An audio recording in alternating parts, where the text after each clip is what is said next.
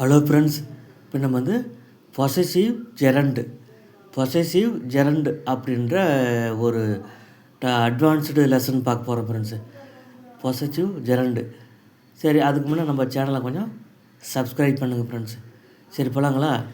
முதல்ல அதுக்கு ஒரு எக்ஸாம் கொடுத்துருக்க பாருங்க. அவன் சத்தமாக பேசுவதை நான் விரும்பவில்லை.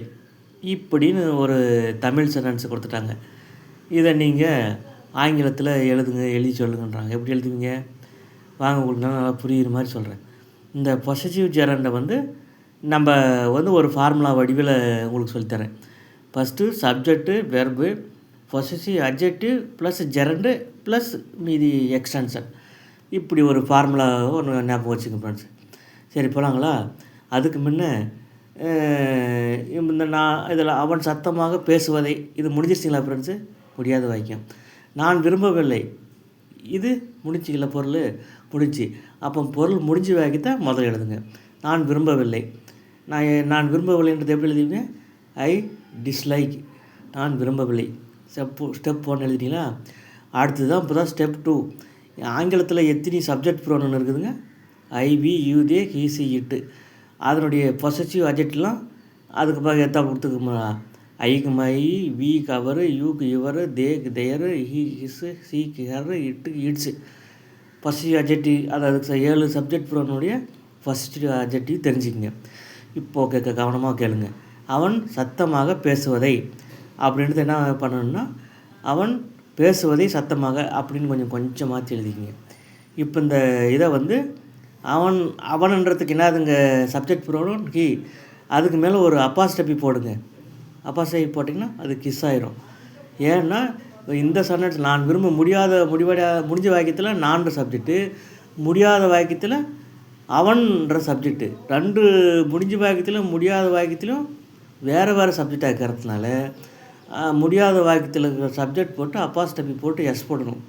அப்படி முடியாத வாக்கியத்தில் என்ன சப்ஜெக்ட் இருக்குதுங்க? ஹி. அதுக்கெல்லாம் அப்பாஸ்ட்ரபி போடுங்க. போட்டிங்கன்னா என்ன ஆகிடும்னா அது அட்ஜெக்டிவாக மாறிடும். ஹிஸ்ன்னு மாறிவிடும்.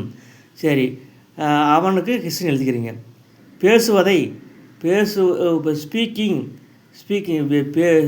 Speaking gerund.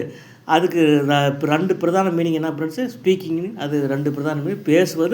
பேசுவதை இங்கே பேசுவதை அப்படின்ற மீனிங்கு நீங்கள் எடுத்துக்கலாம். ஸ்பீக்கிங்க்கு ஜெரண்டு, இந்த ஹீக்கு அது மேலே அப்பாஸ்ட்ரபி போட்டு ஹிஸ்ன்னு எழுதிக்கிறீங்க.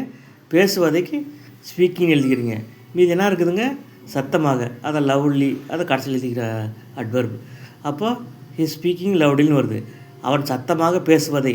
இந்த முடிவாரிய வாக்கியத்தை நீங்கள் ஆங்கிலத்தில் எழுதுனா எப்படி எழுதுவீங்க? He speaking lovely. ஹிஸ்ன்றதுனாதுங்க பொசசிவ் அட்ஜெக்டிவ், ஸ்பீக்கிங்ன்றது ஜெரண்டு, லவ்லின்றது எக்ஸ்டென்ஷன் அட்வர்பை வந்துருக்குதுங்க. அப்போது அவன் சத்தமாக பேசுவதை நான் விரும்பவில்லை அப்படின்ற தமிழ் வாக்கியத்தை நீங்கள் ஆங்கிலத்தில் எழுதுனா எப்படி எழுதுவீங்க ஃபைனலாக? I dislike his speaking lovely. His speaking லவ்லின்றது தான் பொசசிவ் ஜெரண்டு. இப்போ புரிஞ்சுங்களா ஃப்ரெண்ட்ஸு? நம்ம சேனலில் கொஞ்சம் உங்கள் ஃப்ரெண்ட்ஸுக்கெல்லாம் ஷேர் பண்ணி விடுங்க ஃப்ரெண்ட்ஸ். அப்புறம் உங்களுக்கு பாசிட்டிவாக ஏதாச்சும் கமெண்ட்ஸ் போடுங்க ஃப்ரெண்ட்ஸ். நிறைய லெசன் உங்களுக்கு அட்வான்ஸ் லெசன் தான் போடுவேன். நன்றி.